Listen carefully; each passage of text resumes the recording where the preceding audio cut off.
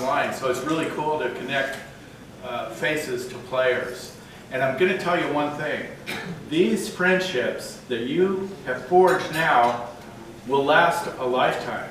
You guys will be friends when you're our age and playing in the seniors.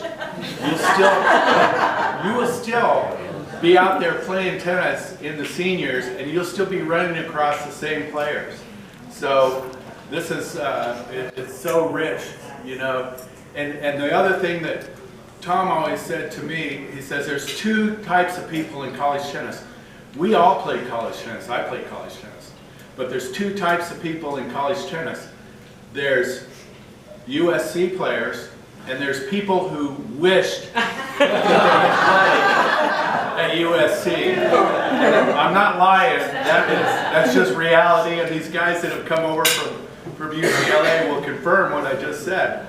So that said, and getting back to tradition, and getting back to this rich USC heritage, I want to have Rafael Belmar Osuna come up here and tell you all a little bit about his uncle, who, when he was in college, was ranked 1 and 2 in the world, and playing at SC. So, Rafa.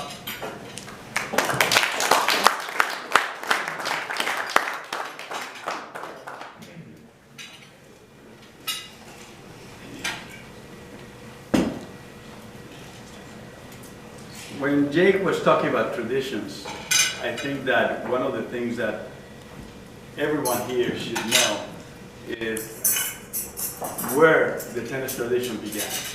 And it began with a coach named George Tolley, who started recruiting really good players, but also really good people, and how good they were. But the question is that we kind of are forgetting our heroes in today's era. We kind of forget who the people that were before us, who they were, and how they got to where they got. So one of the things that we must remember is it is well known, there's no doubt, that the greatest collegiate tennis team was USC in 1963. The team where Tom Edlerson played number 3, he played where the #1 player in the world played number 2 at SC. And that team took, as the newspaper article that we had up here, they took the Bruin team, who they thought they were very good. They had 2 guys who would be members of the International Tennis Hall of Fame. One of them, his name is at the biggest tennis stadium here in the US, Arthur Ashe and Charlie Passerell. And how did we do against them? These guys cleaned their clock, 9-0. 9-0. Dennis Rolfman.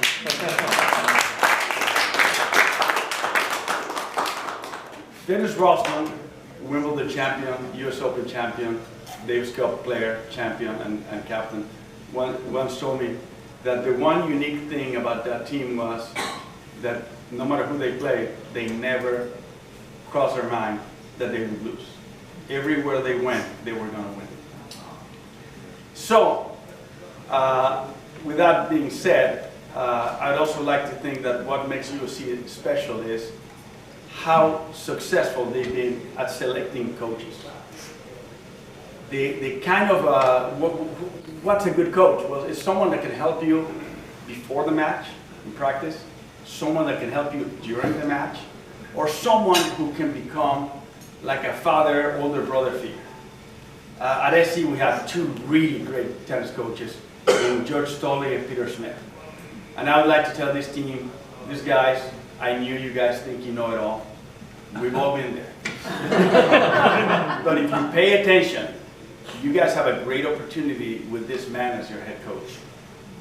What he can help you, not only on today's arena, but the next arenas that you're going to have, that you're going to follow up. That's very important. So you want to know how smart you guys are? It'll be how much you take from this guy, how much you learn. Whether it's on the tennis court or when you're traveling at the airport and somebody does something stupid, you know, how to react. We've been there, and SC does it very well. And going back to what Jake asked me to come up here, about my uncle. I'll tell you that when my uncle came to USC, he was brought to the last tennis court in practice because Coach Stolle had to teach him tennis from scratch because he did everything fundamentally wrong. And this guy believed in him. He trained for 7 hours a day, trusting this coach into changing every single shot because he did not do it well. And summer came, and my uncle thought he was ready, and Coach Stolle said, like, no, don't go compete. Because if you go back, you're going to go back to your old habits. You're going to try to win. So stay the summer, do not play. So my uncle followed Coach Stolle's advice, and by the next summer, he's going to go out and play the circuit. He's 20 years old, and he gets partnered with a 17-year-old kid who's going to be coming into SC. His name is Dennis Ralston. They've never played together. They had never played in Europe. They've never played on grass. And on their second tournament that they played, they were granted a wild card to play Wimbledon. And they went all the way to the finals and won the tournament. They became the atomic team. That's what the British press called them. And unfortunately, because that's what the rules were back then, Ralston was taken away from him, from my uncle, by the USDA to play doubles because Davis Cup was also important. So he plays with McKinley and become one of the top doubles team in the world. So my uncle has no partner and plays with Antonio Palafox. He went on to win the Wimbledon, the US Open with him, but they never played again until the 1963 National Championship, in which they played in the semifinals, which Tolle said that's probably the best doubles final, the semifinals you can have, against Ash and Passerell.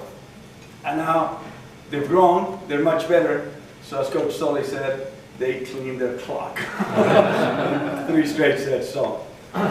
Good talking, great for everybody coming here, and I'm going to ask Sonny Edlefsen to come up here and tell them about the surprise we have. This is a collector's item that my mom wrote. The International Tennis Hall of Fame, the Wimbledon Museum have asked for it. There's only 3,000 of them. It's a luxury edition, and it's about the life of Rafael Osuna. It compiles all the, it's in Spanish, so whoever wins it is going to help you. There's one article in English. All of the other ones were translated. So we're going to raffle it, and thank you for all of you guys coming to this event. Thank you. So,